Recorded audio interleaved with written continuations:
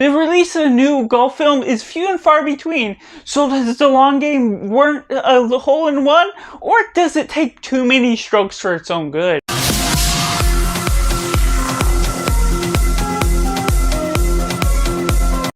Welcome to Cinema, where we focus on a film. I'm Josh, this is Simply Cinema. Let me know in the comments below if you've seen the long game, or if you're checking out this review to see if it's worth your time. And going right into synopsis, a new superintendent goes into this new town and helps these band of 5 Mexican-American students that are wanting to play golf on a whole nother level. And when he helps them out with the help of one of his friends that aids him into access to these different country clubs, he's able to surpass expectations with all of the teams that he is able to get into playing golf.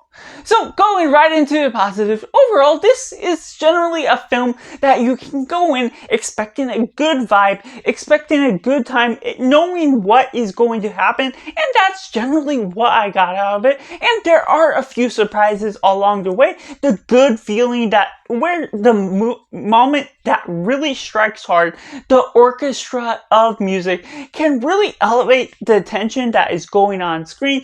Obviously it's a golf game, there's not a ton of action to be had here, and so you really have to work wonders with how you're telling the narrative, and Julio Quintana really does tell a good tale with this. Obviously it's based on a true story, it's a sports film, and generally I know what to expect, having watched a lot more of those films, and that's not a bad thing about this film as a whole. I go in and I know what to expect, and I did get that experience that I did want, and the acting is relatively good for what you're getting. It goes about a relative story that may not be completely accurate to the history of what you're getting, but it's still respectful in its manner of how it's resolving into racism, these inclusions of different racial matters, and not shoving too much in your face what you're getting and getting off on the wrong foot. And it goes into different golf games that can be rather elevating to the experience you're having, making golf actually kind of interesting for what they're going after. And for me that doesn't really play golf, it still really plays in on the right notes, on the right strokes along the way for what you're getting, and makes this to be a rather decent time for what you're getting out of it, and having these different elements, these different subplots that really work into building up these characters as a whole. But going into some of the mixed elements, yes, you are getting something you are generally expecting if you're aware of the based on true story sports drama type of film. It's going to play along the notes and same strokes that you may be going into expecting, so maybe it's not worth going and rushing out if you're not into golf, or if you're not into sports films in general. It can be for a very niche audience for what you're expecting, and well, that's not necessarily a bad thing. It can just deter some people off if sports films are just not your thing, and there are certain acting things that is not going all the way because it is not an explosive film, it is not action film, and it can go on to different subplots that are not particularly focus on the game because of how well they have to craft a story to be relatively quick paced and not pondering too long on just showing one golf game. Because of all the editing chops, they have to chop it up in order to make it a bit more entertaining while still elevating it to portray the story and portray multiple games and the in-between time with portraying the history as a whole. That can be good for some moments or bad for other moments, depending on what you're really expecting out of it. And going into some of the negatives, what was notably bad about some of the moments is some of the camera movements were a little too close to some people, and it was moving a bit too much, a bit too shaky, whether it was handheld or with a machine.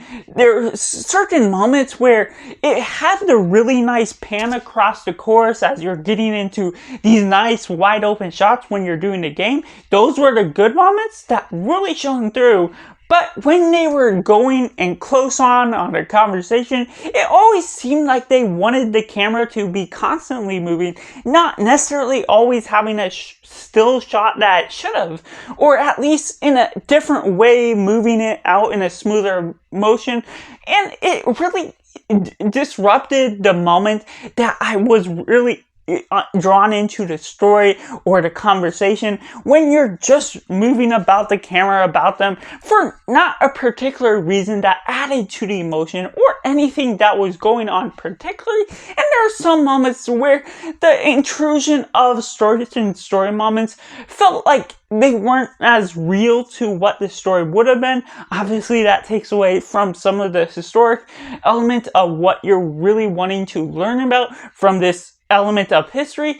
While golf isn't a necessarily intriguing part of the story, I still was drawn into what the golf game held as a whole, and so that was kind of a surprise for me generally. But there are certain moments along the way where when you're getting the in-between between the golf game, there's certain subplots that didn't add a lot to it, and you're wondering whether that was totally a part of the history that needed to be included, or if it should have focused in a lot more on portraying more golf scenes, adding in more elements to the game. Obviously, they're trying to build up these people as characters to the narrative, even though not everything is going to be historically accurate about how they're portraying them, but establishing all of these relationships along the way, this boyfriend and girlfriend that are getting intermixed with the soccer team, and what they're doing